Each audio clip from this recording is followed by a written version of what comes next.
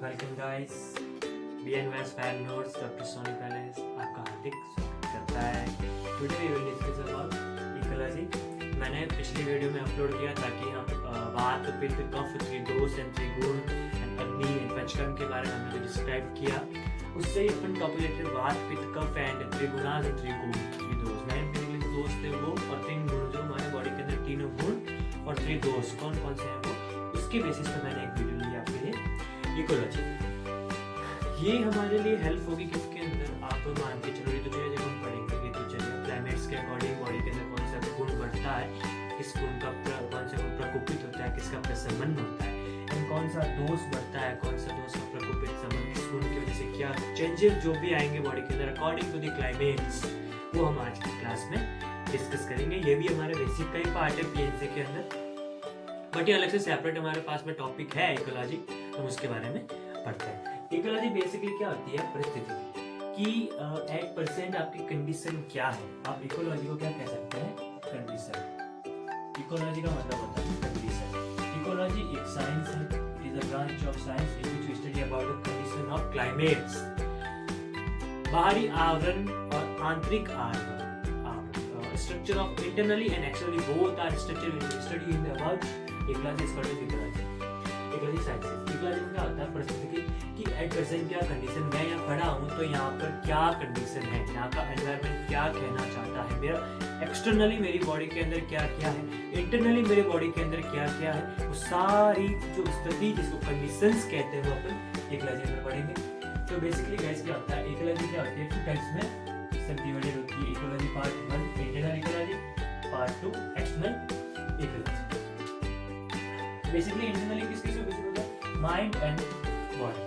मैंने आपको कहा था त्रिदोष थे, तीनों दोष थे, वो मेंटली फिजिकली टू टाइप्स कहते हैं। मेंटली इंटरनली हो गया, फिजिकली एक्सटर्नली हो गया। इंटरनली हो गया है, एक्सटर्नली डन। देन इंटरनली हम बात करते हैं, इंटरनली होता है टू टाइप्स में। इंटरनली के भी आपको सब डिवाइडेड दो पार्ट्स कर दो, फर्स्ट एंड सेकंड। एक्सटर्नल में क्या होता है, 3 पार्ट्स आते हैं, 1 and 2 and 3, 1 and 2 and 3। इसको अपन डीप एक्सप्लेन बाद में करते हैं, पहले अपन इंटरनल की तरफ चलते हैं। ये बात आएगा, देखिए इंटरनल के अंदर क्या है, body and mind. Body structures, body को कैसे सेगमेंट करेंगे अपन, स्ट्रक्चर से, इसको हम क्या कह सकते हैं, आवरण।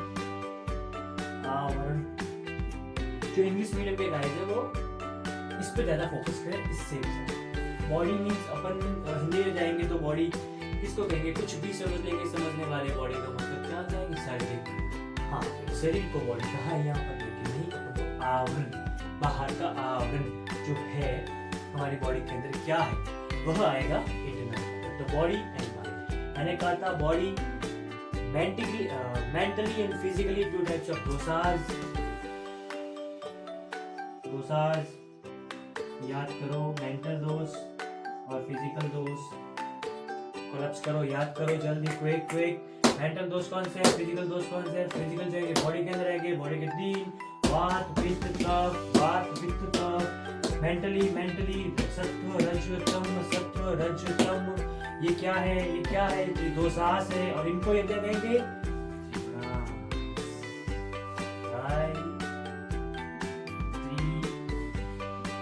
दोषास called as त्रिगुणास।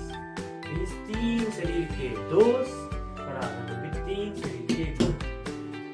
शरीर में 3 प्रकार के गुण होते हैं, 3 प्रकार के दोष होते हैं। तो समझो मेरी बात को तुम कि माइंड के थ्रू होने वाले जो दोष है वही क्या है, त्रिगुण है। और माइंड के फिजिकली होने वाले वो दोष जो बॉडी के द्वारा होंगे वो फिजिकली, जो vata pitta kapha, this is called as a vata, this is called a pitta, this is called as a kapha, this is called as a vata, this is called as a pitta, this is called as a कफ।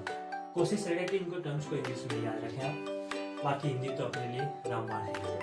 अब अपन ने बात की internal तरीके से कि body के अंदर आंतरिक तौर पर 2 चीजें होंगी, बॉडी से इंटरनली दोषास होंगे, एक्सटर्नली बात करें सॉरी इंटरनल में माइंड से बात करें तो त्रिगुणास। मेरे खोपड़े में क्या होंगे, मेंटल दोष कौन कौन से, सत्व रज तम।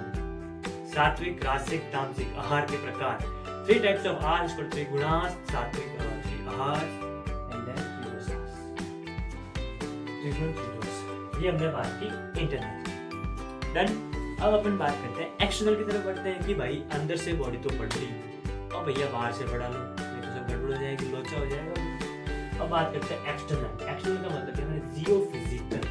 जियो भाई जो 10वीं पढ़ के आया हो, गौर करो, एक सब्जेक्ट होता था जियोग्राफी, जिसमें भूमि विज्ञान पढ़ते थे। भूमि सामाजिक विज्ञान में एक टॉपिक था, सिलेबस का पार्ट था जियोग्राफी। भू के बारे में, भूमि, लैंड के बारे में, सरफेस के बारे में जिसकी स्टडी करते थे उसको जियोग्राफी कहते थे। तो जियो फिजिकल, बाहर के तरीके से जो आवरण में हम जीते हैं, a body which lies on a surface, it means whose a whole body which living in a earth, that is called a geophysical। इसको कहेंगे geophysical कहेंगे, means externally। externally में 3 चीजें, जंगल, अनूप एंड सम। जंगल, अनूप एंड सम, ये नाम है आयुर्वेद की टर्म है, आयुर्वेद की टर्म है, आयुर्वेद की टर्म है। इनको लिंक करो, ये आयुर्वेद की टर्म है। उसी दिन भी कहा था ये आयुर्वेद की टर्म है। अनूप, जंगल, अनूप एंड सम, ये नाम ऋतु के अनुसार, क्लाइमेट, मॉनसून, सीजन के अकॉर्डिंग इनके नाम रखे गए हैं। जंगल, अनूप एंड सम। What do you mean by jangal? Means dry climate, सूखा आवरण, सूखा वातावरण। सीजन जिसमें सूखी हो, ड्राई हो, उसको कहेंगे ड्राई क्लाइमेट, मींस जंगल। अनूप, जिसमें मॉइस्ट, ह्यूमिड क्लाइमेट, चिपचिपाहट सी महसूस होना, अनूप क्लाइमेट। अनूप climate means moist, humid, humidity, इसको रीड करो आप, ह्यूमिडिटी, ह्यूमिडिटी, इसे रीड करो। और अनूप। सम, जिसमें मिक्स्ड क्लाइमेट। अब सोचने वाली बात है कि मिक्स्ड क्लाइमेट कैसे होगा? ऋतुचर्या के अंदर आएगा ऋतु संधि। इन ऋतुचर्या टर्म इज कॉल्ड एज ऋतु संधि। पूर्व ऋतु के 14 दिन, अंतिम 14 दिन और आने वाले ऋतु के स्टार्टिंग के 14 डेज।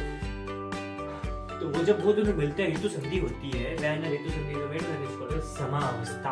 इट मींस समा एक्सटर्नल इकोलॉजी, समा एक्सटर्नल इकोलॉजी। उसको कहेंगे मिक्स्ड क्लाइमेट। कहेंगे मिक्स्ड क्लाइमेट किसमें आएगा? समा में आएगा, समा में आएगा मिक्स्ड क्लाइमेट।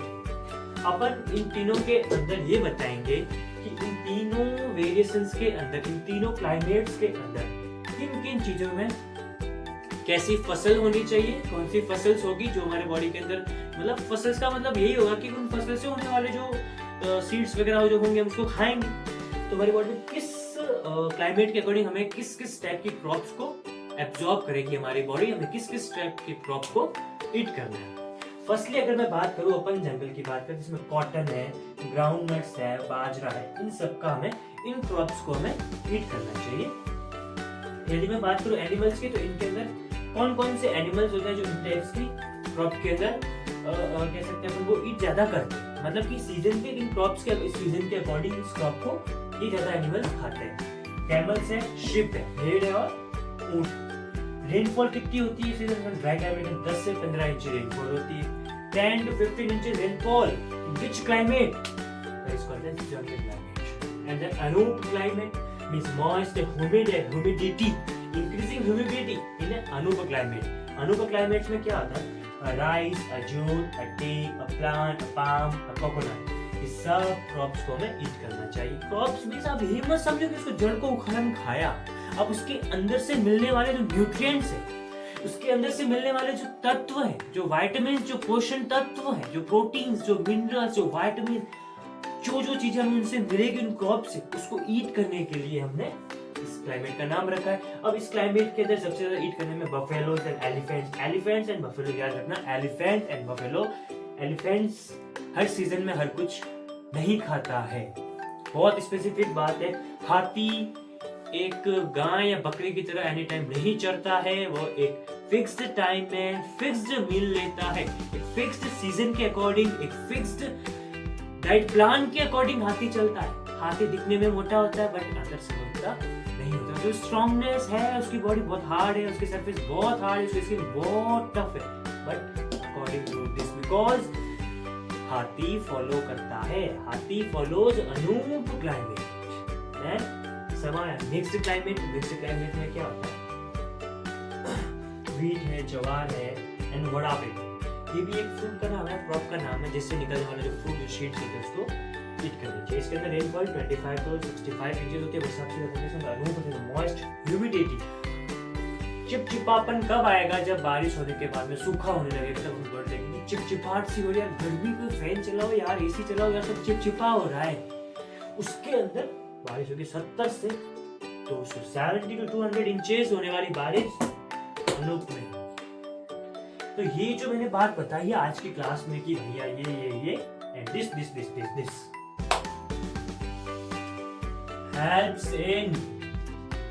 help in ऋतुचर्या।